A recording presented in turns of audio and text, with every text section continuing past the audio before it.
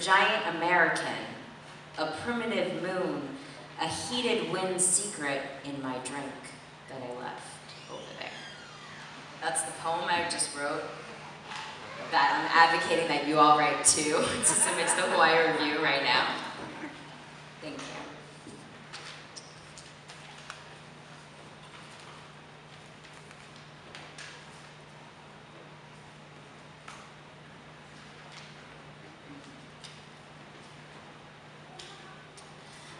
On genealogy. On his knees he was begging, N.Jar, who lectured us on the art of collecting. The bronze-plated arm, the porcelain lid, the tin sheets, and the glass eyes, scatter them about. See where they gravitate. You can tell by the curved lip that this jar is a bastard, getting in our business, slamming doors. There is no father worth a no, keeping them shut. Someone must have left any jar in the snow, on a doorstep, or wrapped in newspaper, afloat a river. Someone must have stolen the keys to an attic where they stored the bones of a mother. Remind me why we need fathers, why we feel the need to replace them or change them and not erase them. For example, you and I have been romantic since we've met, discussed musical instruments as we chewed pen caps. We were shouting at each other, a road between us, the punctuation for travel. This new vocabulary is how you walk me home, how the walking has soared us, has given us nicknames to live by, to live up to. Sweetie Pie, the apple of my existence, the executor of will, bitch wife, bacon maker, baby fryer, tit licker, shirt stainer, shit stringer, love of my life.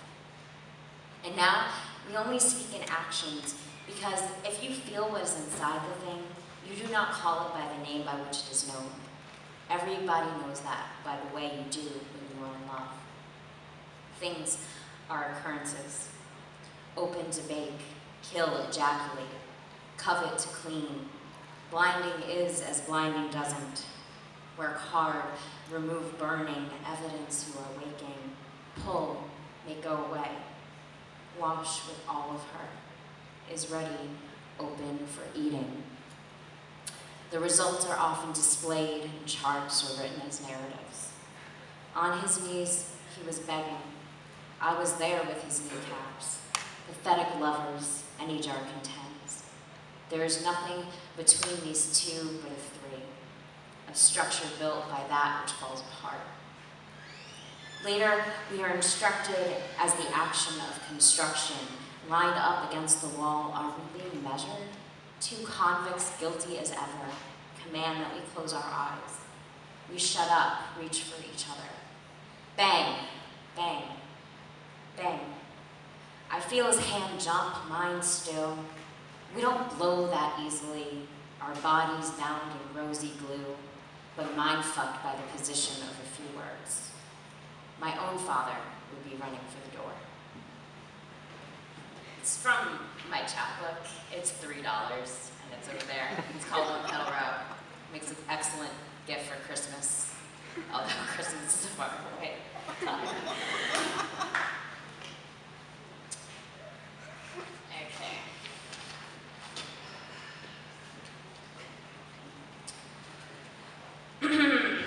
This poem you will see in the upcoming issue of the Hawaii Review.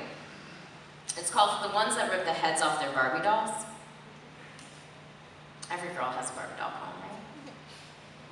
We turn the sink on and get a good lather going in our hands. Imagine we are the hairdressers of the future, I say very seriously. But I let you hold the scissors. I am just the shampoo girl. I am also thinking we're the dumbest kids in the world.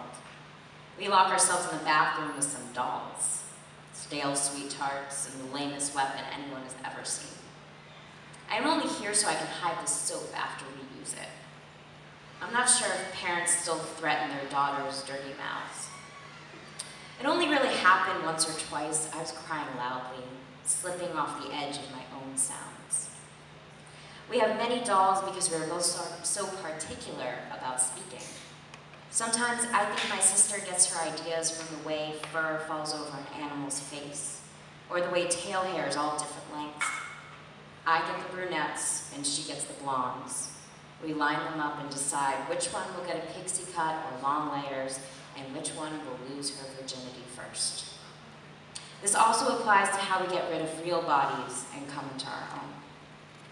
My sister is really talented at the thumb trick. I knew they pop, but she showed me how to get those heads off. Her record is 0.3 seconds, and suddenly all her thoughts are gone. We aren't allowed to create a story, go through with a narrative. My mother tries the knobs and threatens us with something else. I forget fear because I am so excited to open the door and show her all those heads floating in the sink. My sister holding a pair of purple handle scissors and me getting ready to submerge my own face in suds. Thanks for laughing. Okay, this is the poem that won first place for the Ian MacMillan Award in Poetry. It's called Messaging. I open the episode to find myself in it. We all do this, the others have shown me. At some point, I rummage through the garbage pail, then another. The things I find never seem to be what I'm looking for.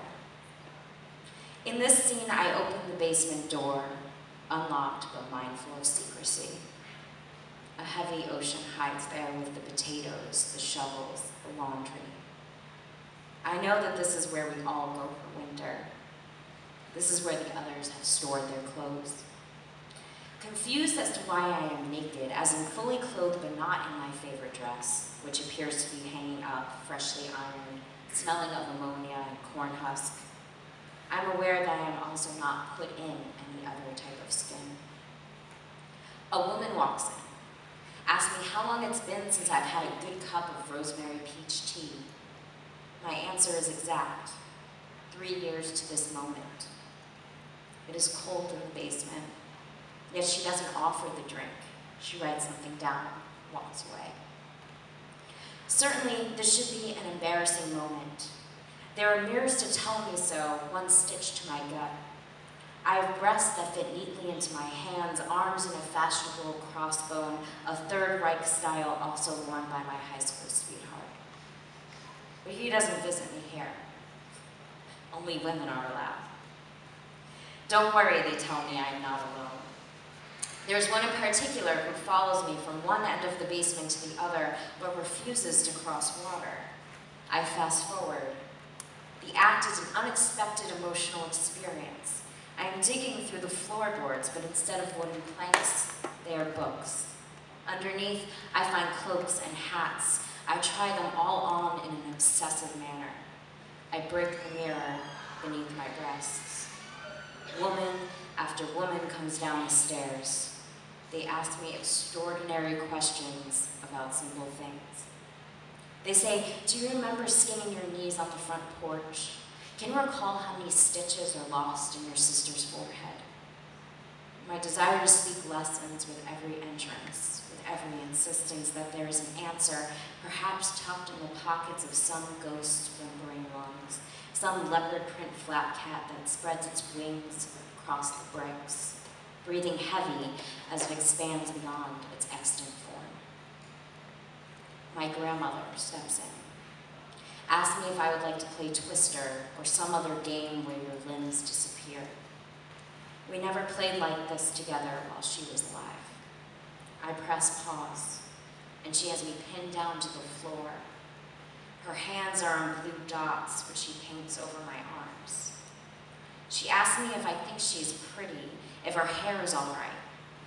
She is beautiful in a way that is indisputable, in a way that no longer exists.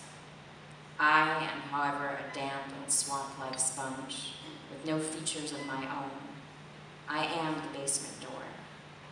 In the morning, I discover I am without a suitcase, the impossibility of descent of how I came here, the impossibility of